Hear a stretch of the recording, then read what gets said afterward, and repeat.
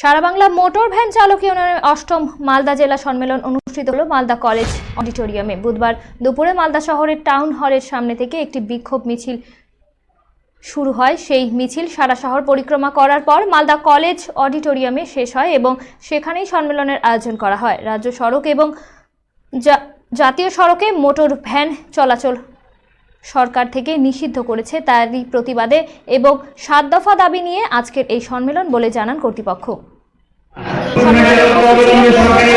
ইউনিয়নের রাজ্য সম্পাদক জয়ন্ত সাহা, সভাপতি অশোক দাস সহ জেলার অন্যান্য নেতৃত্ব।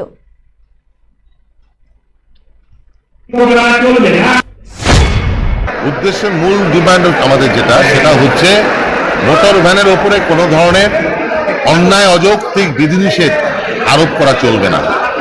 তাদেরকে হাই রোডের অজুহাত দেখিয়ে আজকে মোটর ভ্যান চলাচল নিষেধাজ্ঞার যে সার্কুলার করেছে রাজ্য সরকার পরিবহন দপ্তর গত 5ই সেপ্টেম্বর, যেটার বিরুদ্ধে আমরা সারা বাংলা মোটর ভ্যান চালক ইউনিয়ন গত 10ই অক্টোবর প্রায় 20,000-এর উপরে মোটর ভ্যান চালক আমরা সেখানে সমবেত হয়েছিলাম এবং পরিবহন মন্ত্রী যিনি স্নেহাশিস চক্রবর্তী তার সাথে কথা হয় এবং তিনি স্বীকার করেন। আমরা দাবি তুলেছিলাম ওই কালা সার্কুলার, যেটা নিষেধাজ্ঞার সার্কুলার হাই রোডের উপরে চলাচলে, সেটা প্রত্যাহার করতে হবে। তিনি তা মেনে নেন এবং নতুন সার্কুলার জারি করার তিনি আশ্বাস দেন।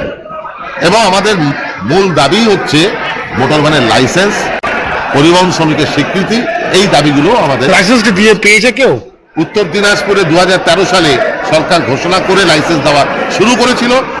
তিনি স্বীকার করেন আমরা দাবি তুলেছিলাম ওই কালা সার্কুলার, যেটা নিষেধাজ্ঞার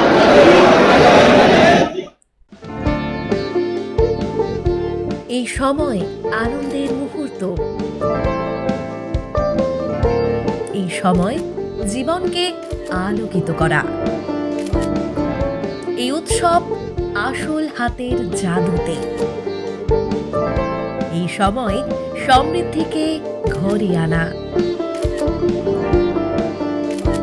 Senco gold, gold and diamond, RRN road, old post office পাড়া, সাউথ, কোচবিহার।